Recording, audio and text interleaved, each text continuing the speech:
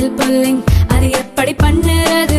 காலையில் எழுந்ததும் எதுவும் சாப்பிடாமல் இதயம் வளத்தை வாயில ஊத்தி நல்லா கொப்பளிக்கணும், அப்புறம் அதை துப்பிடணும். இதுதான் ஆயில் புல்லிங்.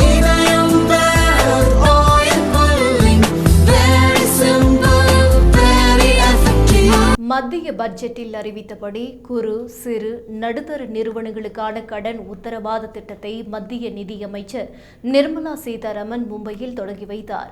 அதன்பின் பேசிய அவர், ஜிடிபி மற்றும் கடன் இடைவெளியை குறைக்க மத்திய அரசு முன்னுரிமை வழங்கும், அதே சமயம் இதனால் அரசின் எந்த ஒரு திட்டமும் பாதிக்கப்படாது என்று உத்தரவாதம் அளித்தார்.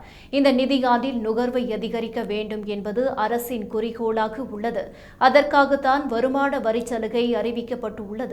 ஆனால் அதனை காரணமாக வைத்து மூலதன செலவு குறைந்துவிடும் என கருதக்கூடாது என்றார்.